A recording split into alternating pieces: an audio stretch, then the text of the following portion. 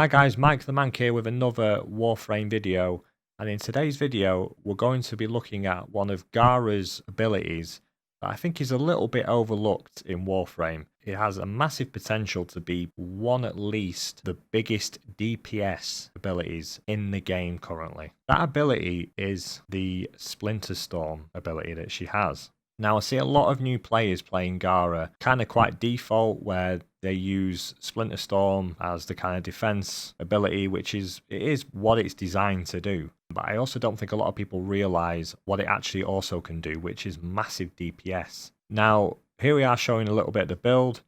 I would say for this to work for you, what you want to do is go for max duration.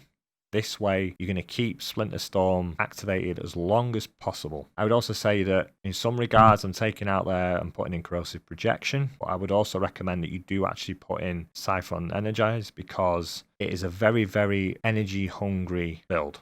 I see a lot of people put a lot of range on Gara. I would say with this, you don't really need a massive amount of range. What you actually need is a lot of strength. So here you'll see me replace some of the mods in order to put as much strength that I can basically muster. I will also put I think another range aura mod just to make sure that I'm getting around about 100% range. As long as you kind of put in duration and you put in a lot of strength, then this build and the ability will work. And this ability and this build will decimate level 100 enemies, maybe even more.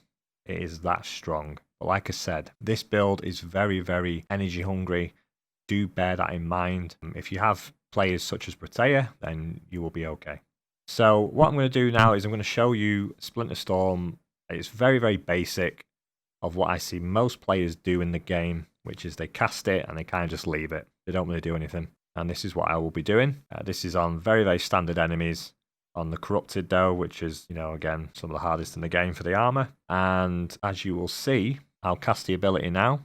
It cuts through, don't get me wrong, but it takes a very, very long time. And you'll see that it stuns the enemies for a very brief moment. You could use a finisher. But I'm talking about that you can make this build that strong that you can just cast Splinter Storm and you don't have to do anything. This will clear sometimes an entire tile. It is that strong. So here you can see, it's not really doing anything. It's taking a very long time for the health of the enemies to go down. And this, again, is what I see the majority of players do, is that they cast this ability. It gives them, obviously, a massive defensive buff, as well as teammates as well.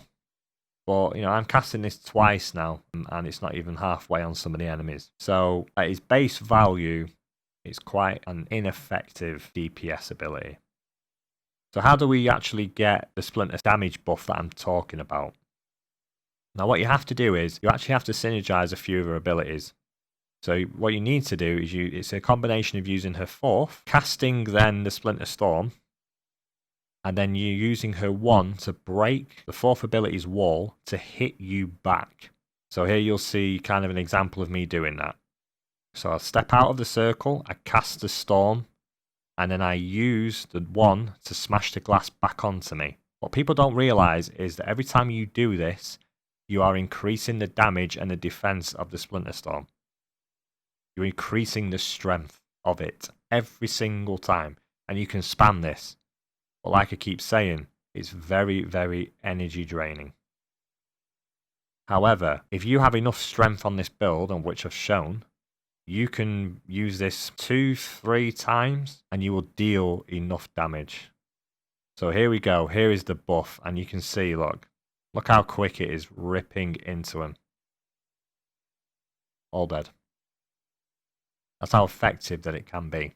So now that I've done it on that one, we're now very quickly going to do it, of course, to show the effectiveness of it on higher level enemies.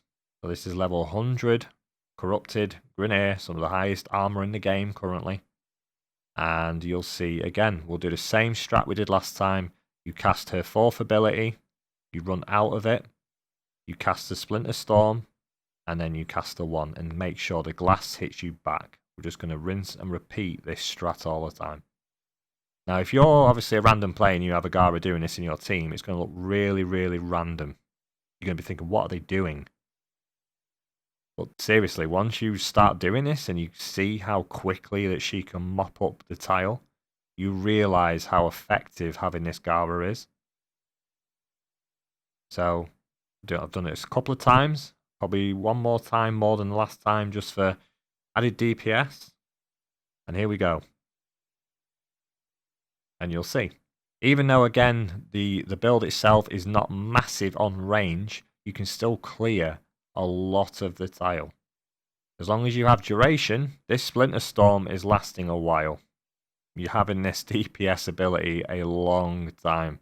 But you can see, like, look how effective it is.